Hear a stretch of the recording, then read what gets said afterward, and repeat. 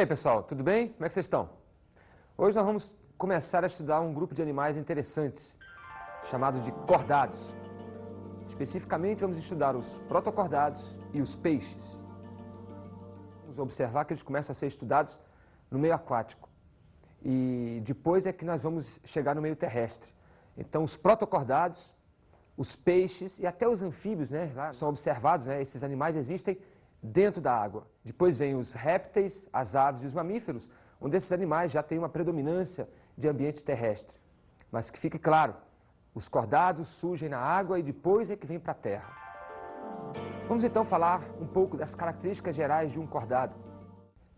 É necessário que existam 3 estruturas básicas, pelo menos uma vez na vida, desse animal. A notocorda, fendas branquiais e tubo neural. Notocorda, fendas branquiais e tubo neural são as características mais importantes que definem um cordado. Então imagina que a gente agora vai para Marte. E em Marte vamos supor que tenha vida. E a gente descobrir um organismo e começar a sacar que ali tem notocorda, tubo neural ou fendas branquiais, eu estou diante de um animal marciano cordado. Tranquilo? Vamos agora detalhar um pouco essas 3 características de cordados. Vamos começar com a notocorda. O que seria a notocorda? Imaginemos que esse fio, tá? Que esse fio seja então um conjunto de fibras e essas fibras estão no dorso do animal. E elas têm a função de sustentação. Só que preste atenção, olha a flexibilidade desse fio. Assim é a notocorda. Ela é diferente da coluna vertebral, que é óssea e é formada parte por parte. A notocorda é um feixe contínuo de fibras proteicas que vão estar presentes pelo menos uma vez no corpo do animal. Posso te dizer o seguinte, a notocorda em alguns animais surge num período da vida desse animal e depois some. Em outros animais, a notocorda surge no período embrionário e aí vai existir até a vida adulta dele. E não surge outra estrutura, nem some a notocorda, nem surge coluna vertebral. Em alguns animais, a notocorda ela é simplesmente substituída pela coluna vertebral. Preste atenção. Notocorda não origina a coluna vertebral. Notocorda serve de molde para que a coluna vertebral saiba onde tem que crescer, saiba onde tem que surgir. Senão a coluna vertebral vai nascer na barriga do indivíduo. E agora o tubo neural. Um conjunto de células nervosas, neurônios, né, que vão surgir também no dorso do animal e que no futuro vai dar origem ao sistema nervoso central, o cérebro e a medula espinhal desse animal. Então, já vimos a notocorda e agora estamos vendo que esses animais têm tubo neural na fase embrionária e no futuro vai dar origem ao sistema nervoso. É muito importante porque esse tubo neural ele vai ser responsável pela encefalização dos animais. É esse tubo neural, junto com o sistema nervoso no futuro, que vai ser responsável pela complexidade nervosa, né? Pelas grandes habilidades comportamentais que os animais vão começar a ganhar agora. Se você analisar uma abelha ou um verme, ou até um molusco, você percebe que ele tem alguns limites de comportamento. Mas quando a gente analisa um cordado, um peixe, um mamífero, um réptil, a gente percebe uma variabilidade de comportamentos. Isso é proporcional ao desenvolvimento do sistema nervoso deles. Ok? E o terceiro grande fator, né, que define um cordado seriam as fendas branquiais. Essas fendas branquiais têm que também estar presentes um dia na fase embrionária.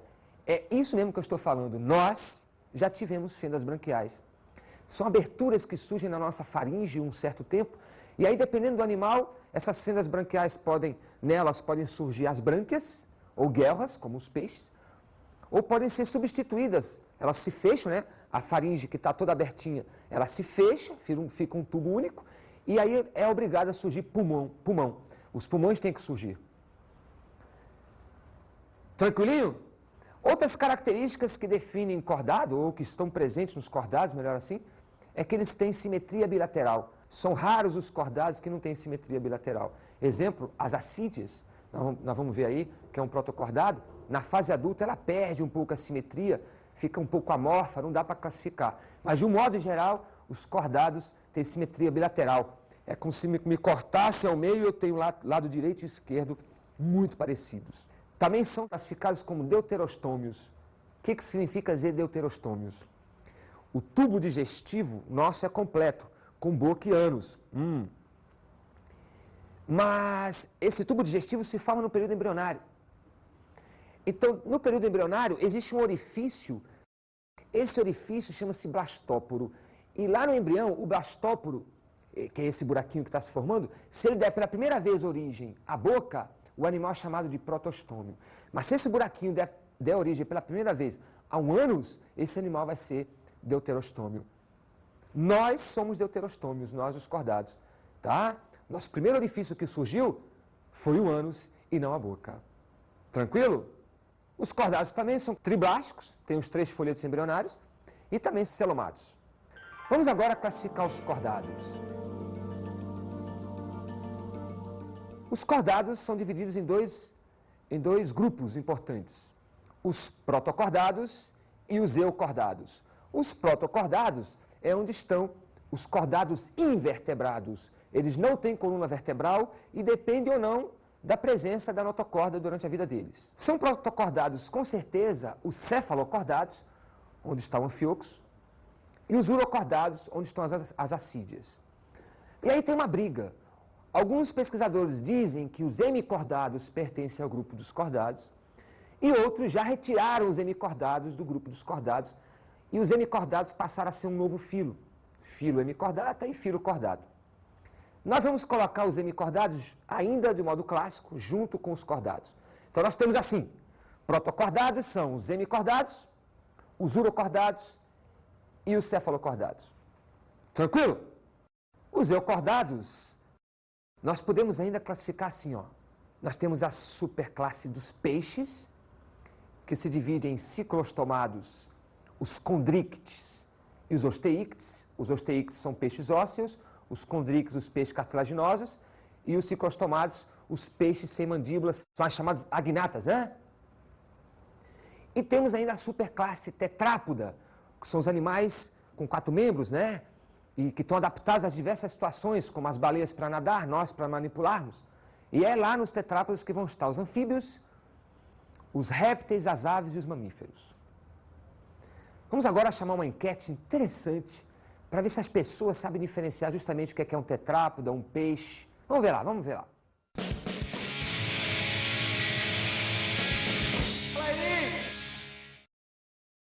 Você acha que você não é um tetrápoda? Não, nem sei o que é isso. Olha, se você não for um tetrápoda, você é um pisci. Você sabe dizer o que é um pisci? Também não. Não. Então eu vou lhe ajudar. Um tetrápoda é todo animal que tem membros superiores adaptados à manipulação. Ah, agora eu sei. E um pisci, toda a classe dos peixes. Então você é o quê? Trápode. De novo, tetrápoda. Tetrápoda. Você sabia que vocês dois são 2 tetrápodas? O que é isso? Sabia que você é uma tetrápoda? Ah, que é isso? É. Você acha que você é ou não é uma tetrápoda? Ah, sei lá, não sei o que é isso. Então, se vocês não são tetrápodas, vocês são 2 piscis, certo? Isso o que é? Então eu vou explicar pra você. Vem cá, não precisa fugir. Tetrápoda é todo animal que tem membros superiores adaptados à manipulação. Deu pra entender? Então você é um? Tetrápoda? Não, ele é um? Tetrápoda. Isso, fala agora. Tá. E pisci, sabe o que é um pisci? Pisci também não sei. Toda a classe dos peixes. Então se vocês não são peixes, nós 3 somos 3 tetrápodas. Exatamente. Beleza? Beleza. Você iria se ofender se eu dissesse que você é uma tetrápoda? Quê? Tetrápoda. O que é isso? Você é uma tetrápoda, sabia? Não, o que é isso? Se você não é uma tetrápoda, você é um pisci. Nossa, não estou entendendo sua língua.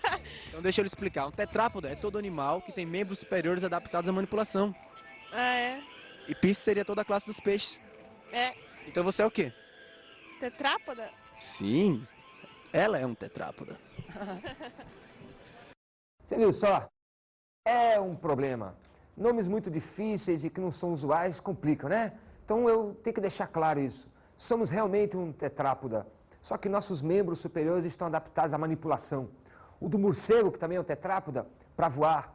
A baleia, o golfinho, para nadar. O cavalo, para tracionar. Ou seja, os tetrápodas têm membros que estão adaptados ao meio ambiente. Não esqueçam disso. Vamos agora nos aprofundar nos protocordados. De um modo geral, um protocordado ele é aquático, pode ser de água doce ou da água do mar. Ele é um invertebrado. Ele é um agnata, que significa dizer que não tem mandíbula, não tem queixo. Tranquilo? Isso define um protocordado.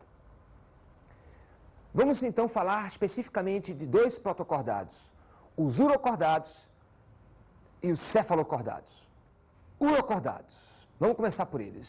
Os urocordados têm como exemplar as assídeas, como você está vendo na imagem, lembra muito uma esponja, né, um porífero, mas não é um animal bem mais complexo que aquele. As assídeas são animais de pequeno porte, né, são pequenininhas, geralmente se encontram nos recifes de corais, junto com os selenterados, então foi uma comunidade interessante. São características dos urocordados serem animais aquáticos e predominantemente marinhos. Eu encontro bastante no mar esses animais, mas existem algumas espécies em água doce. Mas a grande característica de um urocordado é a presença de uma túnica, né? De um revestimento externo à base de celulose. Por incrível que pareça, é isso. A celulose que está presente nas células vegetais vai agora também estar compondo a túnica, né? Esse esqueleto externo dos tunicados. Tranquilo? Por isso eu posso chamar as assídeas, ou posso chamar os urocordados de tunicados. Esses animais apresentam também como estrutura característica duas aberturas, uma que entra a água e outra que sai a água, chamada de sifão inalante e sifão exalante. A água entra e vai circular dentro de uma grande faringe. Os urocordados têm uma grande faringe no seu interior e essa faringe serve ao mesmo tempo para quê? Para filtrar a água de onde vai retirar o alimento, o plâncton, e ao mesmo tempo para respirar, tirando dali o oxigênio. Posso dizer que a faringe então funciona como brânquias também. Tá legal? Posso então adiantar que a respiração desses animais é branquial. Também os urocordados, vamos logo ser mais específico no que se refere à reprodução, eles são geralmente hermafroditas, né? São monóicos, têm um desenvolvimento indireto, eles passam por uma fase larval, como você vai ver aí a larva, né? Olha só que interessante. Aliás, pegando essa imagem, comparem a faringe da larva, né? E ela vai crescer bastante no adulto. E a fecundação desses animais é externa, né? Liberam-se os óvulos lá, os espermatozoides aqui, e vai haver uma fusão ali no meio aquático. Quero que vocês voltem a observar a larva. Preste atenção, observe então a larva, muito bem. E olha só, existe a notocorda nessa larva. E depois que essa larva vira adulta, não existe mais a notocorda. Ela perde a notocorda e quem vai sustentar o urocordado é justamente a sua túnica, que não está presente na forma larval. Os urocordados também têm tamanho reduzido, eles são pequeninos, né? São comestíveis alguns. Lá na Ásia, no Japão, por exemplo, eles fazem parte da gastronomia. Também são animais sésseis na sua maioria. A larva, sim, é livre natante, mas a maioria das assídeas estão presas, né? Nos recifes de corais. Onde é que eu encontro os urocordados, as assídeas? Eu posso encontrar nos recifes, mas eu também posso encontrar em regiões abissais, em regiões pelágicas, em regiões bastante profundas, onde inclusive não existe iluminação. Mas são animais adaptados, eles conseguem viver bem. Vamos falar agora dos cefalocordados. O maior exemplo é o anfíoxo, um animal dos mais evoluídos entre os protocordados. O anfíoxo, com certeza, dentro de uma linha evolutiva, deve ter originado algum peixe lá na história do tempo. Como característica dos anfíoxos, eu vou logo exacerbando que eles apresentam notocorda durante toda a sua vida. Também são animais aquáticos, mas eles vivem enterrados na areia. Então, quando a gente está pisando na praia, por exemplo, brincando um frescobol, por exemplo, o Paulão e o Beá, eles vão estar pisando em cima dos anfíoxos. Eu faço questão de chamar essas duas crianças amassando pobres e inofensivos anfíoxos. Venham cá jogar um frescobol. Olha só o tamanho dos Godzillas. Rapidinho. Vem, Paulo. Vem aí. Olha só, coitado desses minúsculos anfíoxos, inofensivos sobre a base desta patorra, né? Que são animaizinhos de 5 centímetros ou menos. Não tem condição, né? Olha só o tamanho das criaturas, vamos lá. Nesse ambiente enterrado, eles estão filtrando, eles são animais filtradores. Sugam a água e aí, através da sua faringe, obtém o seu alimento, né? O seu plâncton. Também são animais em forma de peixes, daí ser chamados de pisciformes. Vejam, pisciformes, provavelmente na história do tempo da vida, eles devem ter originado, né, um ramo deles deve ter originado os peixes. E aí uma característica muito interessante dos cefalocordados, que é a presença da musculatura em V, permitindo uma grande mobilidade desses animais. Essa musculatura em V vai ser responsável no futuro pela origem de vários tipos de músculos nos cordados mais superiores. Também são animais de vida livre, não conhecemos nenhum cefalocordata parasita. Livre quer dizer que não causam problemas para nenhum outro animal. Veja essa imagem aqui para a gente resumir o que estamos falando. Olha só, temos aqui a notocorda, tá? Que vai permanecer durante toda a vida. Temos em cima o tubo neural, que depois vai dar origem ao sistema nervoso. Interessante ver a grande faringe, que é um pouco menor já do que os urocordados, mas é uma faringe que vai ter função filtradora e de respiração. A boca cheia de cirros, que vai servir para capturar o plâncton mais do que a água. Então vai entrar água aqui e aí os cirros já fazem uma parte da filtração e o restante vai acontecer na faringe. E a musculatura em V, essa musculatura é muito característica desses animais, que são animais um pouco transparentes, então a musculatura fica bem evidente. Tranquilo? Então isso define um cefalocordado. Para terminá-lo, vamos falar um pouquinho da sua capacidade de reprodução.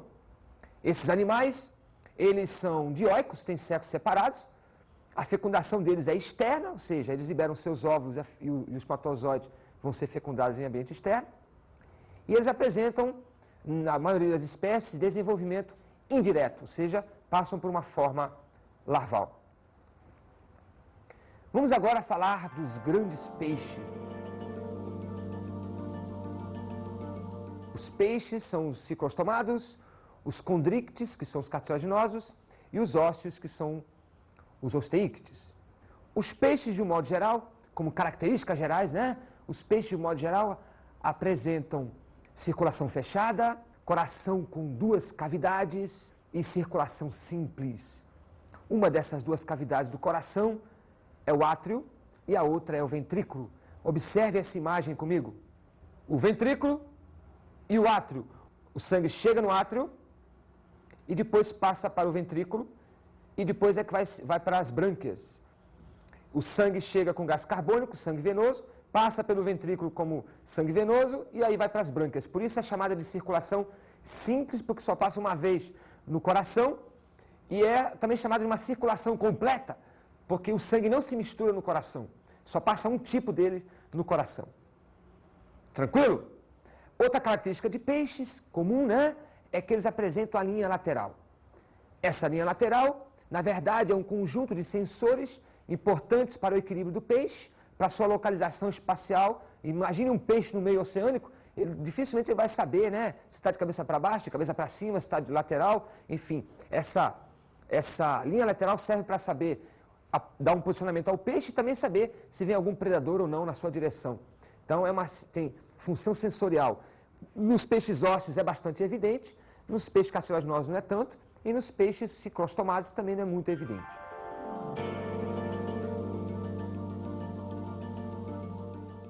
Vamos agora falar dos ciclostomados, os peixes agnatas. O maior exemplo dos peixes ciclostomados são 2, a lampreia e a feiticeira. A lampreia é um animal de água doce e a feiticeira é um animal de água salgada, um animal marinho. Ambos são parasitas, eles adoram parasitar outros peixes. E aí tem uma imagem mostrando, por exemplo, um peixe com 2 lampreias sugando sangue, né? São animais hematófagos. Se estão sugando é porque tem uma ventosa, então a boca dos ciclostomados, ela é a sua principal característica, não tem mandíbula, mas tem ali uma ventosa. Lembra da tênia? Pois é, essa ventosa vai servir para fixar o animal e depois esse animal começa a raspar, a superfície do peixe e dali vai começar a sangrar e ele começa então a beber o sangue ali. Uma outra característica é a presença da tiflossole, uma espiralização do intestino, um dobramento do intestino, da parede interna do intestino, para que o alimento demore a passar no intestino, já que o intestino é retilíneo. Então imagina se a lampreia tivesse o intestino retilíneo e começa um quiabo. Mal entrar já ia sair. Assim não, a tiflossole parece um saca-rolhas, né? E o alimento, então, ele vai conseguir demorar um tempo ali, e é o tempo que vai ser absorvido, né? A digestão, então, vai demorar um pouquinho, e a absorção vai acontecer. Outra característica interessante é que os ciclostomados apresentam 7 pares de arcos branquiais. Grava isso. Sabe por quê? Porque no próximo peixe que nós vamos ver, que são os cartilaginosos, eles vão apresentar 5 pares de arcos branquiais. E nos ósseos, que são os últimos, eles vão apresentar 4 pares de arcos branquiais. Então perceba que conforme o animal vai se tornando mais evoluído no sentido estrutural, ele vai necessitando menos de arcos branquiais. Mas é que, na verdade, esses arcos branquiais vão ganhando mais vasos sanguíneos e vão melhorando a sua absorção de gases. Então não precisa de tantos, porque aumenta a eficiência. Predominam os dioicos, ou seja, animais que têm sexos separados. E eles têm fecundação externa, né, como a maioria dos peixes, e eles passam ou não por forma larval. Os aquáticos geralmente passam por forma larval. Não podemos deixar de observar que esse animal apresenta, além da coluna vertebral, que é um esqueleto cartilaginoso, então ele apresenta uma coluna vertebral cartilaginosa, a notocorda. Vamos agora falar de peixes cartilaginosos, os condríctides. Famosos aí são a arraia e o temível tubarão, que não é tão temível assim, tá? Esses animais, como o tema já diz, eles são animais que têm o esqueleto totalmente formado de cartilagem. Não existe nada a não ser cartilagem. São animais notadamente predadores. As arraias e os tubarões, por exemplo, são animais extremamente predadores. Se alimentam de presas. Eles têm algumas peculiaridades. Por exemplo, os condríctides fazem pouca urina. Dessa forma, armazenam muita ureia. Daí eles são chamados de ureotélicos. São animais que armazenam ureia no seu sangue, na sua corrente sanguínea, nas suas células, para assim aumentar a concentração do seu organismo em relação ao ambiente externo. Esses animais predominam no ambiente aquático marinho, um ambiente extremamente saturado, né, cheio de componentes salinos. Então, para que esse animal consiga se adaptar a essas condições, ele aumenta as suas concentrações de ureia e assim ele consegue equilibrar, se tornando o organismo dele isotônico com o ambiente onde ele mora, onde ele habita. O seu intestino também apresenta a estrutura tiflossole, né? Com o mesmo princípio que eu já expliquei lá nos ciclostomados, melhorar a absorção dos nutrientes. Quanto às nadadeiras, esses animais já apresentam nadadeiras duplas, né? Nadadeiras pares, como a nadadeira peitoral, por exemplo, e nadadeiras ímpares, como a caudal e a dorsal. Aliás, a nadadeira dorsal é famosa nos tubarões, né? O tubarão, quando está fazendo a ronda da sua caça, né? Está fazendo a ronda da sua presa, ele aponta, no caso, a nadadeira dorsal, e aí criou-se um estigma, né? Tubarão! Aquela aí é a nadadeira dorsal. A nadadeira caudal, ela pode ser do tipo heterocerca. Heterocerca significa dizer que ela tem diferenças. Quando você olha a nadadeira de um tubarão caudal, a parte superior é maior que a inferior. Então, hétero, nadadeira diferenciada. Uma curiosidade, os tubarões têm um dos melhores sistemas imunológicos da natureza. O tubarão não fica doente. Além dessa característica imunológica, outras fazem do tubarão um animal perfeito. Eu sou apaixonado pelos tubarões. Eles são verdadeiros tanques de guerra, perfeitas máquinas de matar, atacar, verdadeiros predadores. O corpo deles é revestido por uma malha de aço, e o componente dessa malha de aço são escamas chamadas de placoides. A escama placoide é muito pequenininha e ela tem uma direção, tá? E ela lembra muito o dente. Olha o componente da escama placoide. A dentina, o esmalte e a polpa. Isso faz com que essa escama tenha vida própria, né? Como se fosse um dente mesmo. O tubarão tem um sistema sensorial ligado a essa escama. Quase nada perfura essa couraça, vamos dizer assim, cheia de escamas placoides. Perfeito. Além disso, o tubarão apresenta, quanto ao seu sistema respiratório, 5 pares de arcos branquiais. Esses 5 pares de arcos branquiais, ou seja, 10 brânquias, estão 5 em cada lado, e a gente consegue, quando vê um tubarão, nós conseguimos ver as fendas branquiais, Qualquer criança que for desenhar um tubarão, ela pode não desenhar direitinho o tubarão, mas as fendas, as 5 fendas em cada lado, elas são bem desenhadas. Isso é marca registrada dos tubarões. Esses peixes não apresentam bexiga natatória, que é aquela estrutura que a gente vai ver daqui a pouco nos peixes ósseos, responsável pela sua flutuação. Os peixes cartilaginosos optaram pela seguinte estratégia. O esqueleto deles é leve, que é de cartilagem. Beleza? Eles aumentaram a oxigenação do sangue, então tem mais ar diluído no sangue. E aí, esse animal, então, não precisou da sua bexiga natatória. Então, não existe bexiga natatória nos peixes cartilaginosos. Não tem função alguma.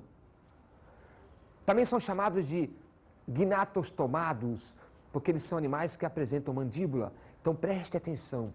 Até os peixes cartilaginosos não existia mandíbula nos cordados. Vai surgir mandíbula, queixo, né, nos peixes cartilaginosos e depois vai avançar por todos os outros animais até chegar nos mamíferos. E esse queixo faz dos futuros cordados grandes predadores e grandes comedores. Quanto à reprodução, existe uma peculiaridade. Vamos falar, né, do nosso tubarão. O tubarão apresenta pênis.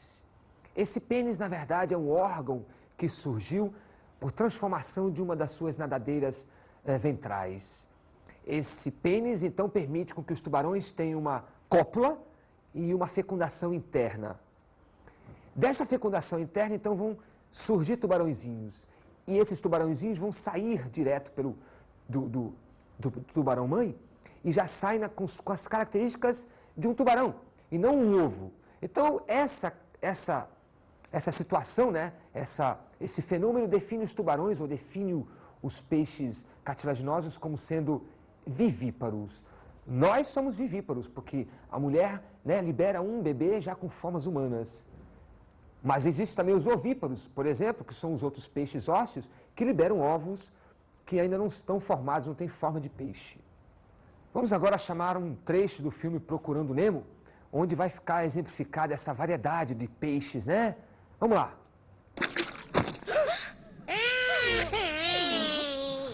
É ali que devia brincar. Que nadadeira é essa? Ela é meio engraçada. Ai, eu tô quieto. Comporte-se, é o primeiro dia de escola dele. Ele nasceu assim, crianças. É a nadadeira da sorte. Pai. Olha esse tentáculo. É mais curto do que os outros tentáculos, mas quase não dá pra notar. Principalmente quando balanço assim. Eu sou alérgico a H2O. Eu sou um mala sem alça. Vamos aprender e nomear. Todas as ondas vão no mar pra valer. Tio Raia! Vem, Nemo! Opa, não, sai de perto. Pelágica, mesopelágica, batial, abissal. As outras são profundas, não dá pra ver. Onde será que a minha turma foi parar? Estão aí! Subam a bordo, exploradores! Explorar o saber é tão lírico quando o pensamento é empírico. Pai, já pode ir agora. Ora, quem é esse? Eu sou o Nemo. Bom, Nemo. Novos exploradores têm que responder uma pergunta científica. Tá bem. Em que tipo de casa você mora? Numa Tá bem, olha o nó na língua. Bem-vindo a bordo, exploradores! Se eu saber, uma das nadadeiras dele é pequena. Quando fica difícil pra ele nadar, eu dou uma paradinha. 10, 15 minutos já dá. Tá na hora de você ir agora. Não esquenta! Vamos ficar juntos em grupo. Atenção, turma! Órbitas oculares pra frente e lembrem-se, vamos evitar de expressar opiniões... Legal, né? Muito bonito esse filme, né? Viram, então, vários peixes entre os cartilaginosos e os ósseos. O Nemo, por exemplo, é um peixe ósseo. E agora vamos começar a falar dos peixes ósseos. Como característica geral, eles apresentam esqueleto ósseo e algumas partes, né, as articulações, por exemplo, cartilagem. Apresenta o corpo revestido por escamas, só que agora as escamas não são mais placoides, mas sim membranosas. E essas escamas recobrem o corpo do peixe, protegendo-o. Alguns peixes, as escamas são minúsculas, e a gente considera que são ausentes, né? O pessoal chama popularmente de peixes de couro. Como exemplo, nós temos aí a sardinha, o pirarucu, a pescado, o lambari, etc, etc, etc.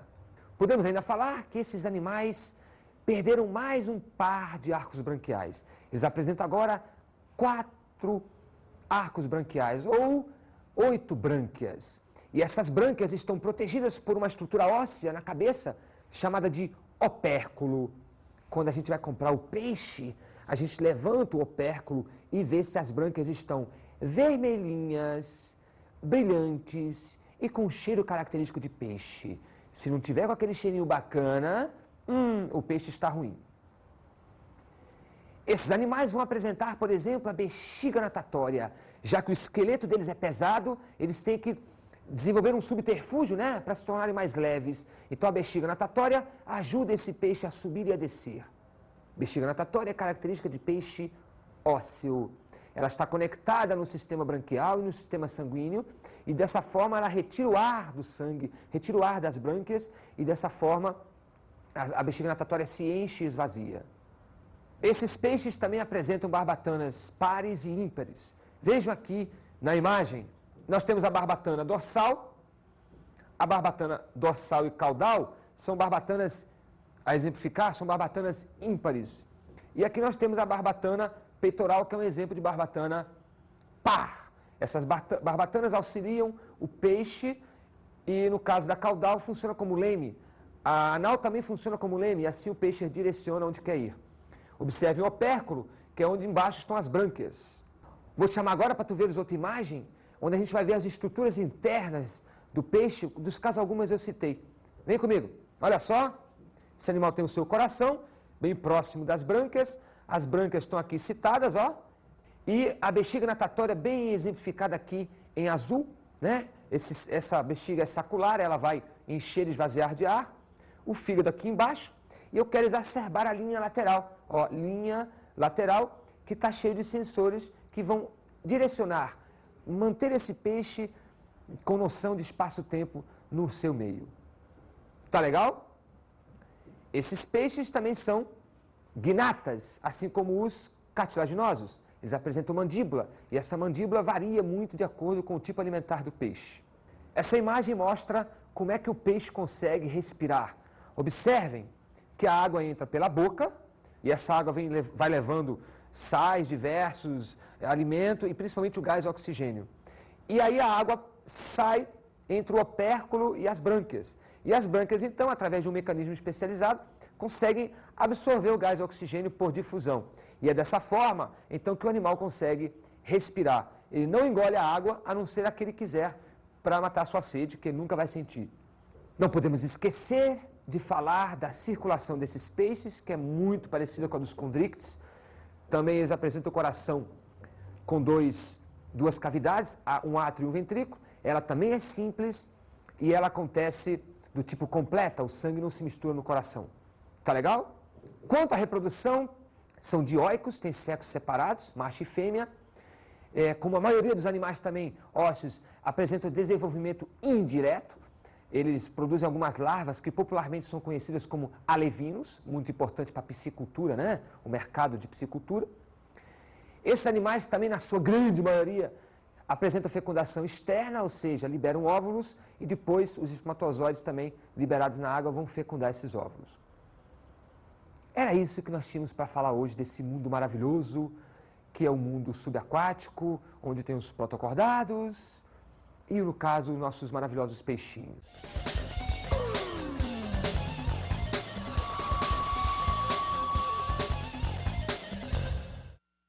Como dica de estudo, eu te sugiro assistir o filme Procurando Nemo, mas agora com o olho clínico, né, observando a variabilidade de peixes e componentes marinhos. E também, se você puder pegar alguma fita, algum DVD do Jacques Cousteau, para ver a capacidade que ele tinha de filmar a vida submarina, você vai adorar. Legal? Faça isso que você vai aumentar seu conhecimento sobre a biodiversidade dos peixes e do mundo subaquático. Até mais.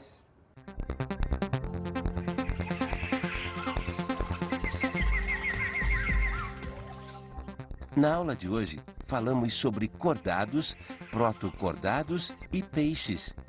Os cordados são animais que apresentam características básicas como notocorda, tubo neural e fenda branquial, pelo menos uma fase da vida. Vimos a classificação dos cordados. Os cordados basicamente se dividem em protocordados, que são os cordados invertebrados, e os eucordados, que são os cordados vertebrados. Analisamos a superclasse Pisces. Os peixes se dividem em ciclostomados, ósseos e cartilaginosos. E estudamos as principais diferenças entre peixes ósseos e cartilaginosos. Peixes ósseos formados por esqueleto ósseo e presença de bexiga natatória. Peixes cartilaginosos formados por esqueleto cartilaginoso e armazenam ureia, são ureotéricos. Bons estudos!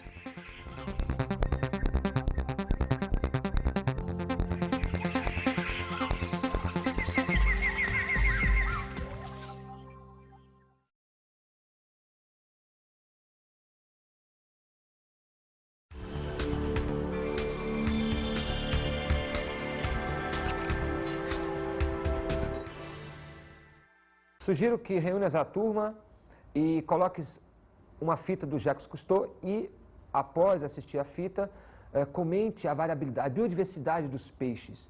Seria interessante também pegar aquela fita, ou aquele estudo que ele fez na Amazônia, para que os alunos possam comparar os peixes de água doce com os de água salgada. Isso vai ser excelente. Depois peço para fazer um trabalho ou discuto em aberto. Valeu e boa sorte.